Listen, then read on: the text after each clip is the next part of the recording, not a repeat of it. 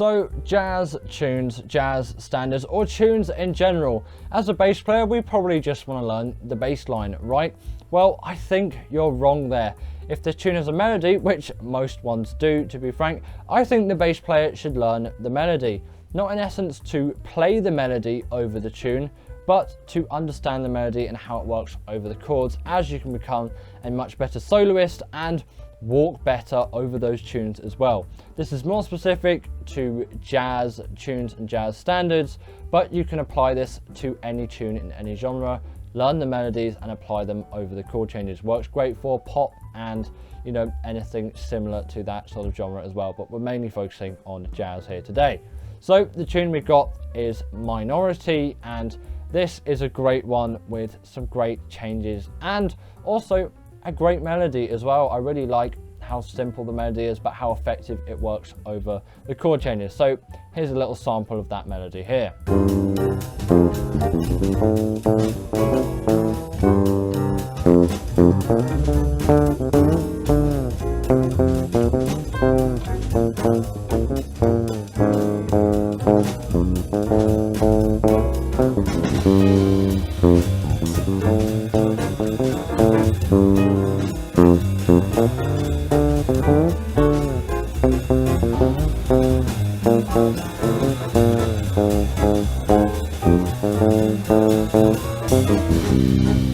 So as you can see on the chart that I've got here, the melody is obviously written out, but so are the chord changes. As a bass player, I'll mainly be focusing on those chord changes, but often I learn the melody first before I learn the chord changes, and there is a good reason for this. Learning the melody can improve your bass solos, and you might say, why or how? Quoting the melody often in a bass solo is often a great thing to do, especially in jazz. If you're playing with people are like, oh yeah, they know the melody.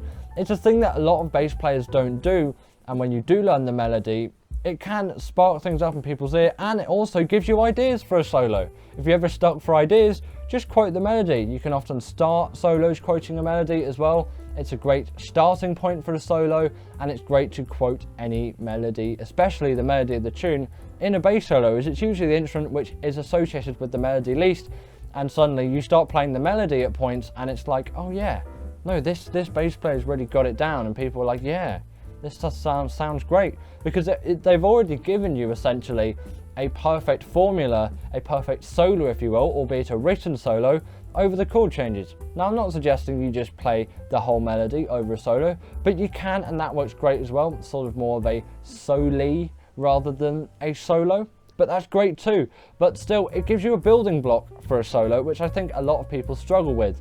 And while chord tones and chord changes and those changes are the main functions for my solos, and especially on a tune like this with very interesting chords that I can navigate around, there's a lot for me to do, but I will still quote the melody, and I still learnt the melody of this tune when I learnt this tune, because it's a good thing. And as a horn player as well, I'm learning a lot of melodies, but I do want to keep that up on bass too, as I want to learn all of the chord changes and associate the chord changes with the melodies. As actually, once you've learnt the melody, you can sort of learn the chord changes really easily, as you can figure out how things fit over the chord changes. There's a few odd chords in this, like the first one, which is a minor major 7, but it sort of makes sense over the chord changes of what you're given. So, you know, it's fine. There's a few things which are a little bit odd though, and you've just got to keep your ears out for it. But most of it you can pretty much work out just without even looking at the chord changes. You can work out the chord changes from the melody essentially.